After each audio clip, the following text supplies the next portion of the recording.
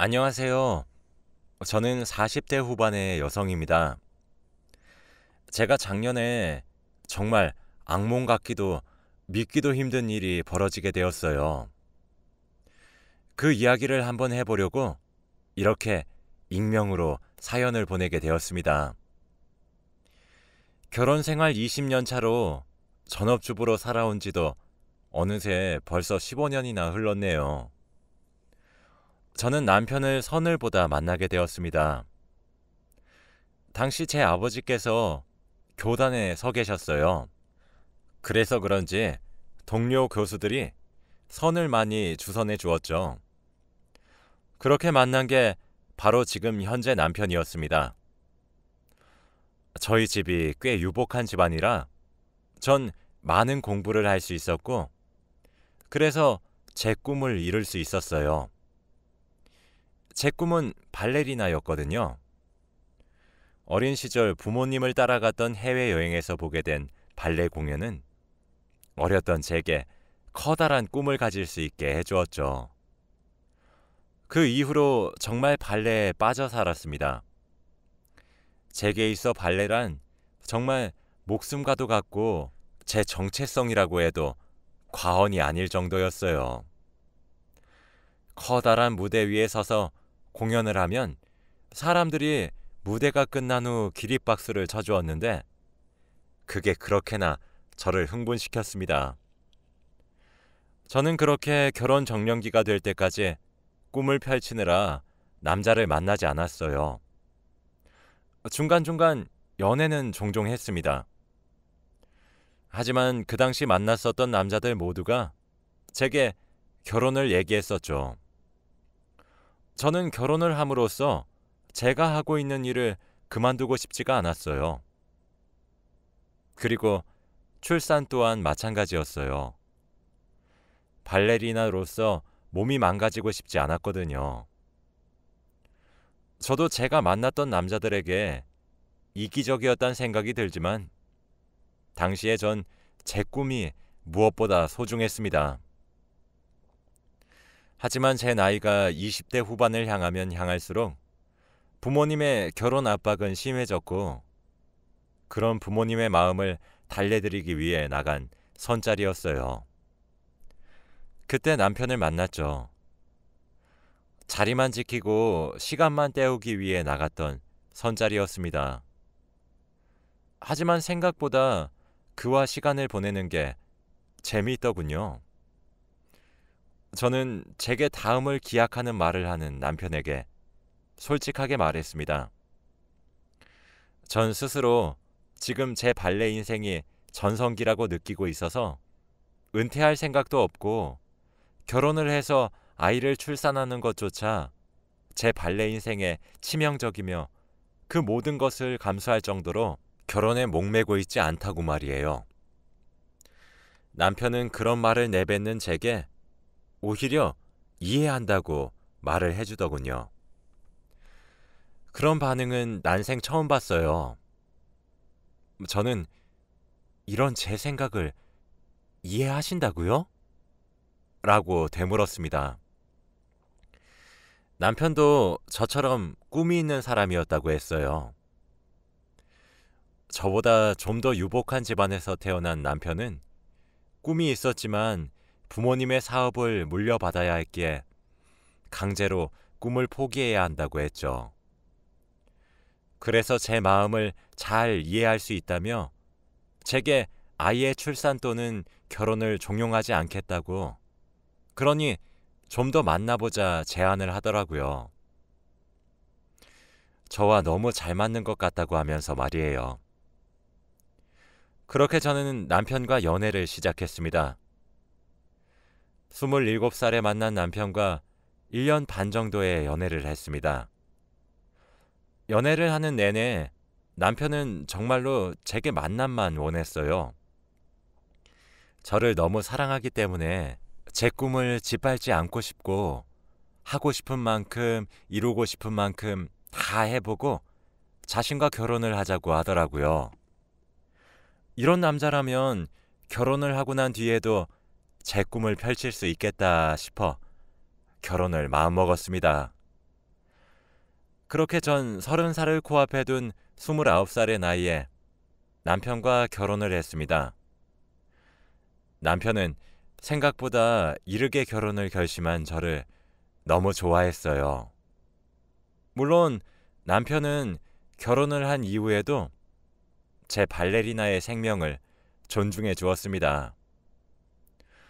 남편은 저보다 나이가 8살이나 많았기 때문에 시댁에서 임신 강요가 정말 심했었는데 그런 것들도 남편이 전부 다 막아주더군요.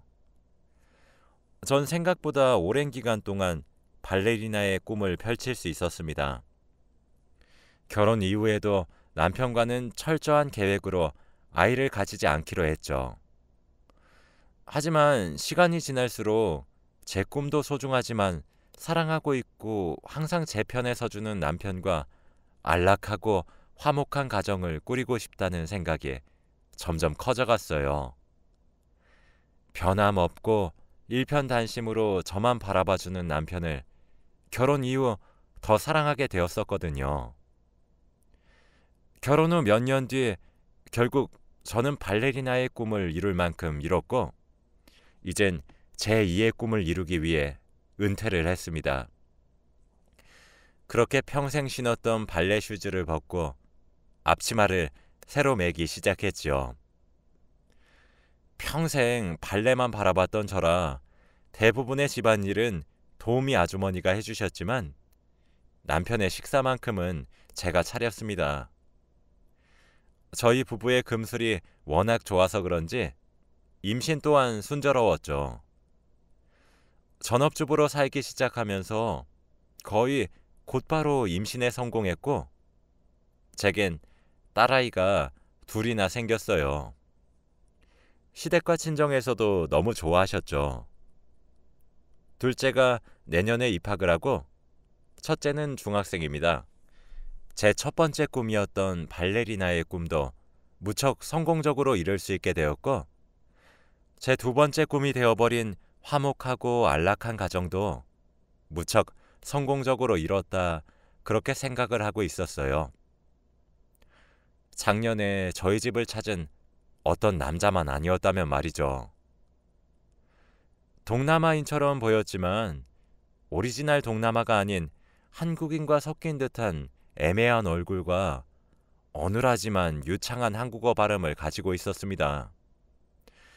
다짜고짜 저희 집에 들이닥친 그 남자는 자신이 남편의 아이라고 주장하더군요. 무슨 소리인가 싶어서 내쫓으려다가도 얼굴 하나하나 뜯어보니 남자의 얼굴에 제 남편의 얼굴이 조금 있긴 하더군요. 기가 막혔습니다. 하지만 이미 제 눈앞에 믿기지 않은 현실이 펼쳐진 상황이었고 집안으로 들였어요. 다행히 평일이라 아이들은 학교에 가고 없었죠. 천만 다행이었습니다. 도우미 아주머니께 급히 아이들을 하교시키고 친정으로 데려다주면 오늘 일은 하지 않아도 된다고 부탁했고 남자를 거실에 앉혔습니다. 주위를 두리번거리며 살피다가 저를 빤히 쳐다보더군요. 차를 준비해 앞에 내어주며 마주 앉았습니다. 이야기해볼 필요가 있다는 생각이 본능적으로 들더라고요. 그런 제 모습에 그 남자도 어떤 상황인지 머리를 굴리더니 이내 허름한 가방에서 서류 봉투를 꺼내더군요. 그러면서 제게 설명했어요. 자신은 아빠를 만나러 왔다고 말이죠. 지금 성년의 나이가 된 남자는 필리핀에서 왔다고 했습니다. 어머니가 병으로 돌아가셨고 그 때문에 장례를 치르고 유품을 정리하다가 남편의 존재를 알게 되었다고 하더군요. 남편의 아들이라 주장하는 그 아이가 내민 서류 봉투에는 그 아이의 모친으로 추정되는 여자와 제 남편이 메일을 주고받은 내용들과 돌아가신 모친이 그 아이와 찍은 사진을 주기적으로 보낸 증거들이었습니다. 남편으로 추정되는 쪽의 메일 주소를 보니 제가 알고 있었던 남편이 자주 쓰는 메일 주소가 아니더군요. 눈앞이 어지러웠습니다. 믿기지가 않았고 심장 뛰는 소리가 귓가에 들리는 듯 했어요. 제가 휘청거리자 그 아이는 되려 절 부축해 주었습니다. 그러면서 제게 말하더군요. 아빠가 가정을 꾸리고 있을 줄 몰랐다고 말이에요.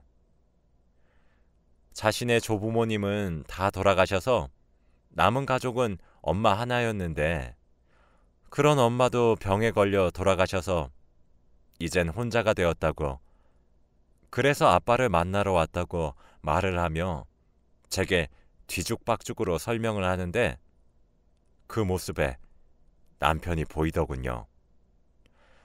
친자 검사를 해봐야 알겠지만 본능적으로 느껴졌습니다. 남편의 아이란 사실을 말이죠.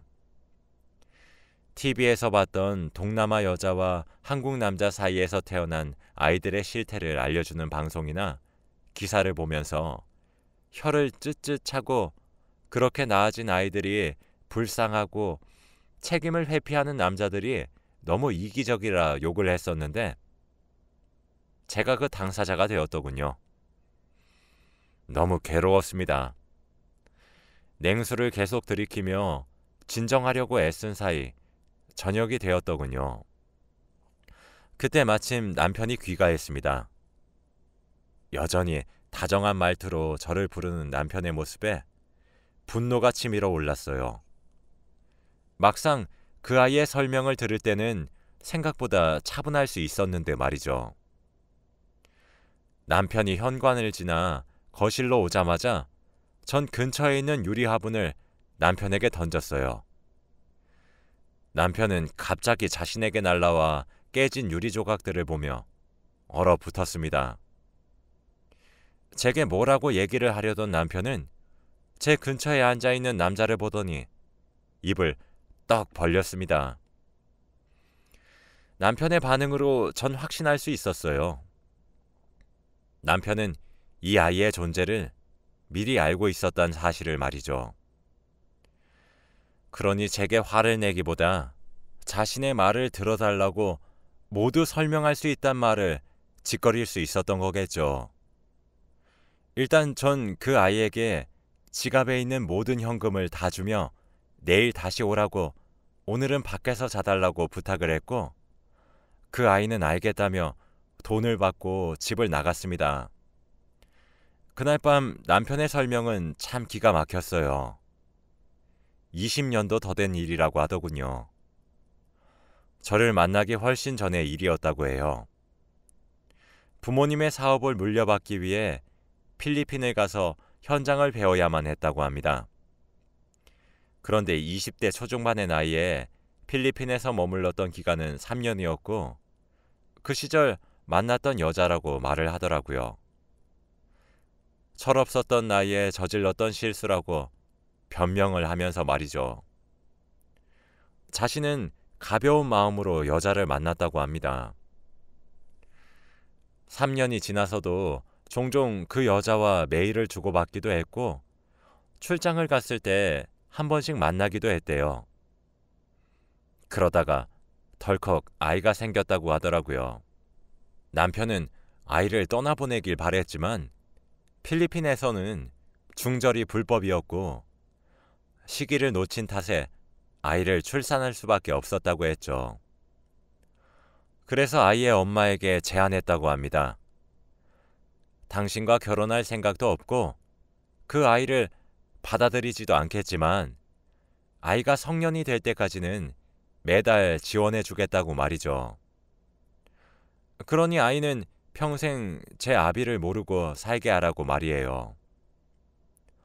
형편이 어려웠던 그 여잔 남편의 제안을 받아들였더군요.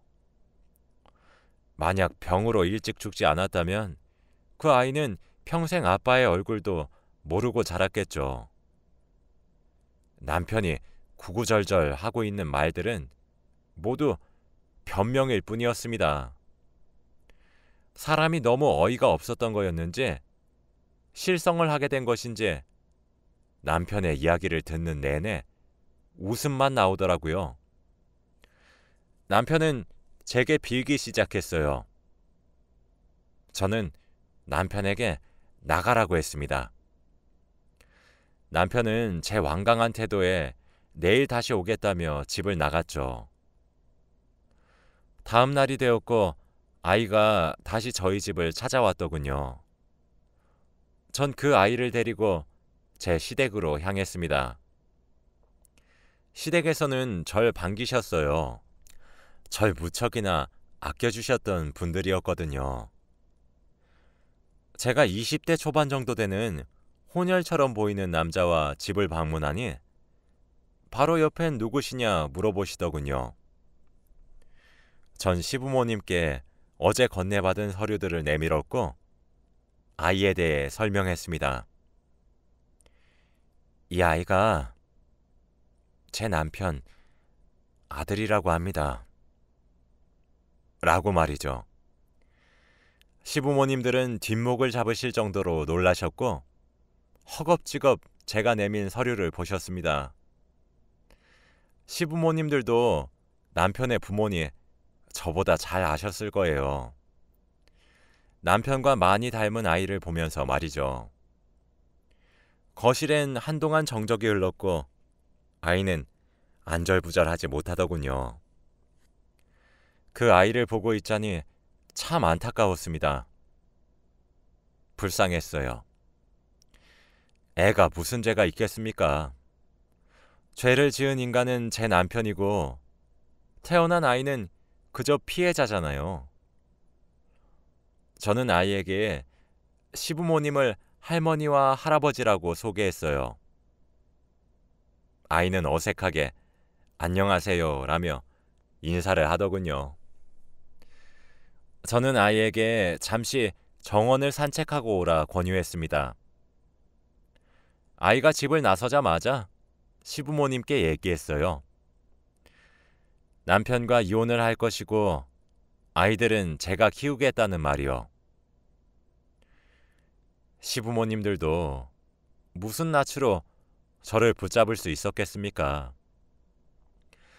저는 아무런 말도 하지 못하고 하얗게 질려있는 시부모님께 저 아이는 남편의 아이니 여기 두고 가겠다고 얘기하고 자리에서 일어나 집을 나갔습니다. 정원에서 마주친 아이는 제 눈치를 보더군요. 자신이 한국에 와서 진실을 밝힘으로써 제가 좋지 않은 상황에 놓였다는 것을 스스로도 알았겠죠. 죄책감을 느꼈던 것인지 뭔지는 알 수 없지만 그렇게 제 눈치를 보는 것조차 불쌍했습니다. 솔직히 화도 나더군요. 저는 아이에게 말했어요. 친자 검사를 의뢰할 생각이고 그때까지 여기 머물라고요. 그리고 만약 내 남편의 친자로 밝혀진다면 난 너를 거둘 수 없기에 이혼을 하겠다고 말했습니다. 아이는 아무런 대꾸도 없었고 저는 그런 아이를 지나쳐갔습니다. 집에 돌아오니 남편은 회사에 출근도 하지 않은 상태로 절 기다리고 있었습니다. 그 사이 시댁에서 전화를 한 것인지 남편은 제게 매달리기 시작했습니다. 그제서야 눈물이 뚝뚝 흐르더군요. 남편이 원망스러웠습니다. 그래요. 남편이 아이의 생계와 성년이 될 때까지의 넉넉한 양육비를 매달 보내가며 최소한의 책임이라도 진 것은 그나마 나았습니다. 최소한 악마와 다름없는 비인간적인 놈이 아니란 생각이에요. 그런데 이 악몽 같은 일을 어떻게 매듭짓나요? 제 친정엔 어떻게 말을 하고 갑작스레 아빠와 헤어지게 될 제 딸아이들에겐 무엇라 설명을 해야 되는 걸까요? 너무나도 원망스럽더군요. 그동안 믿었고 존경했던 남편의 실체와 민낯이 이렇게 끔찍한 것인가 싶었습니다. 심지어 아이가 있던 사실까지 숨기고 저와 결혼을 했으니 사기 결혼과도 다름없겠죠. 그렇게 절 잡는 남편을 뿌리치고 집을 나왔고 친정으로 향했습니다. 친정에선 갑자기 딸아이들을 맡긴 일에 대해 물어보시더군요. 아이들이 할머니와 할아버지를 그리워해서 그랬다고 얼버무릴 수밖에 없었어요. 그렇게 친정에 지내고 있으니 그 아이와 남편의 친자검사 결과가 나왔더군요. 물론 결과지엔 남편과의 친자관계가 성립한다는 문구가 적혀 있었습니다. 그 이후 남편과 시댁으로부터 미칠 듯이 연락이 왔어요. 이혼은 참아주면 안 되겠냐? 아이는 2번 다시 제 눈앞에 띄지 않게 할 테니 손녀들을 위해서 이번 한 번만 넘어가주면 안 되겠냐? 아들을 잘못 키워서 너무 미안하다며 시댁에서 절 붙잡았고 자신이 전부 잘못했으니 제발 얼굴 좀 보여달라며 남편은 애걸복걸했죠. 제 심정도 억장이 무너지는 듯 했습니다. 아무것도 모르고 행복하게 살다 이게 무슨 봉변인가 싶었고요. 어디서부터 잘못된 것인지 알 수도 없었습니다. 이혼을 하는 게 머리로는 맞다고 생각이 들어도 막상 딸아이들의 웃는 얼굴을 보면 그게 정말 맞는 건가 싶었어요. 친정에 어떻게 알려야 하는지도 모르겠고요. 제게도 혼란스러운 일이었습니다. 일단 이혼에 대한 합의를 해야 했기에 남편을 만나야 했습니다.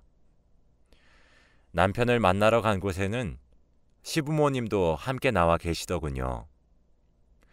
저를 예뻐하셨던 어른들을 마주하니 참 제 마음도 많이 힘들었어요. 자리에 앉았고 남편은 미안하다며 훌쩍거렸고 그 소리 외에 저희 사이엔 길다란 정적이 흘렀습니다. 그렇게 시작된 대화는 꽤 오랜 시간 나누게 되었어요.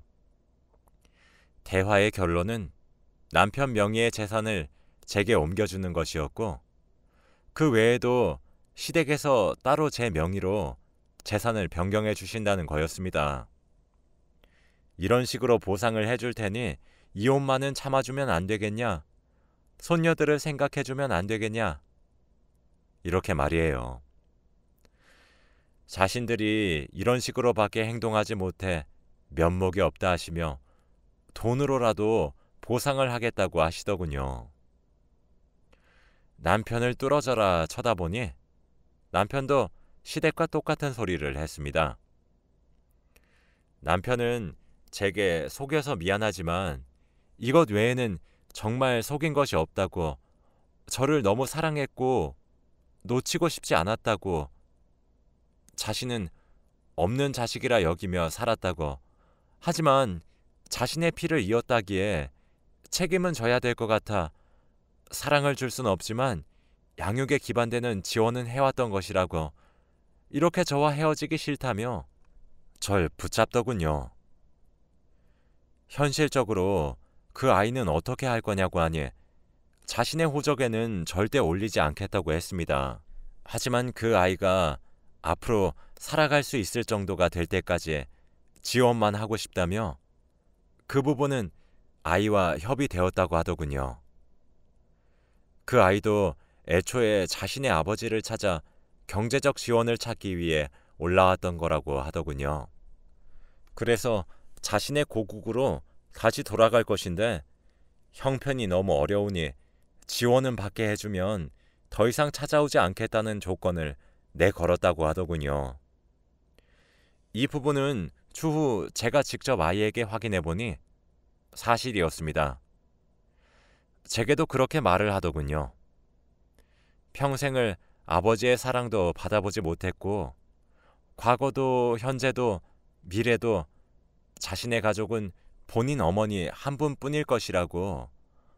그런데 너무 가난하고 형편이 어려워서 어머니가 생전 주고받은 메일 내용을 토대로 남편을 찾아온 것이라고. 자신도 가정을 꾸렸다는 사실을 몰랐고 경제적 지원만 받으려고 온 것이라며 제게 이런 상황을 겪게 해서 죄송하다고 사과를 하더군요. 자기도 이렇게 아버지의 얼굴을 보고 싶지 않았다고, 평생 제대로 한번 안아주지 않은 사람 얼굴이 뭐가 그렇게 보고 싶겠냐고 하더군요. 하지만 가난이 주는 고통이 어마어마해 어쩔 수가 없었고, 아버지의 경제적 지원을 바탕으로 안정적인 수입이 생긴다면 본인도 연을 끊고 살 것이고 2번 다시 한국으로 돌아오지 않기로 합의했다고 합니다. 참, 저도 그 아이의 인생도 불쌍하지요. 그 이후로 아이는 실제로 몇 달 뒤에 본인 나라로 돌아갔습니다. 그리고 전 남편과 이혼을 하지 않았어요. 이 지옥 같은 일을 저만 겪어내는 것도 힘들었는데 무엇보다 제 아이들이 알게 되는 것이 두려웠거든요. 가뜩이나 사춘기를 겪고 있는 아이들에게 악영향을 끼쳤으면 끼쳤지 좋은 영향을 끼치진 않겠더군요. 남편과는 각서를 썼고 그 각서는 시부모님들의 도장과 변호사의 공증을 받았습니다. 각서 내용은 앞으로 미래에 이처럼 또 다른 아이의 존재가 나타난다거나 다른 사람과 사랑을 나눴다는 사실이 발각될 시 조용히 이혼을 진행할 것이고 그 모든 과정을 제게 맡긴다는 내용이었습니다.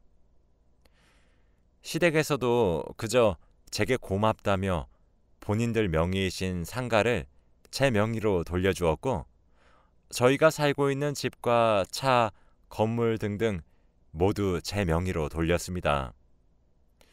남편은 추후 이혼을 하게 되면 빈털터리가 되니 2번 다시 바람을 피지 못하겠죠. 아이들을 위해 이혼을 참은 것도 사실이었지만 전 이 같은 상황에서도 남편을 참 믿고 있더군요. 여러분들이 들으면 제가 한심하실지도 모르겠습니다. 하지만 제가 20년이 넘는 시간 동안 봐온 남편의 모습은 일관된 모습이었고 제겐 다정한 남편, 아이들에겐 자상한 아버지였어요.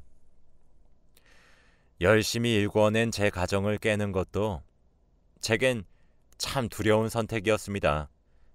평생을 함께할 것이란 사람에게 이런 과거가 있었던 사실이 참 아직도 믿기지 않고 가슴에 멍이 든 것 마냥 여전히 힘이 들어요. 제가 이혼을 하지 않고 제 가정을 지켰다는 선택을 한 것을 나중에 후회할지도 모르겠습니다.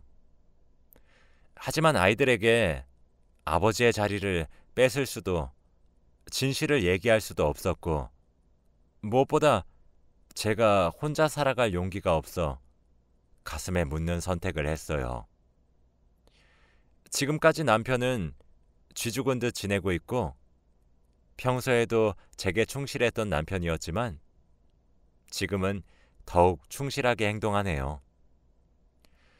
남편을 한 번 더 믿어보려고 노력해보려고 합니다. 제 긴 이야기는 여기까지입니다. 제가 내린 결정이 어쩌면 여러분들을 조금 답답하게 만들었을지도 모르겠습니다. 하지만 제 딴엔 정말 많은 고민 끝에 내린 결정이랍니다. 얼굴도 모르는 여러분들이지만 응원을 받고 싶네요. 제 이야기를 들어주셔서 감사하고 항상 건강 조심하시길 바라며 글을 마치겠습니다. 감사합니다.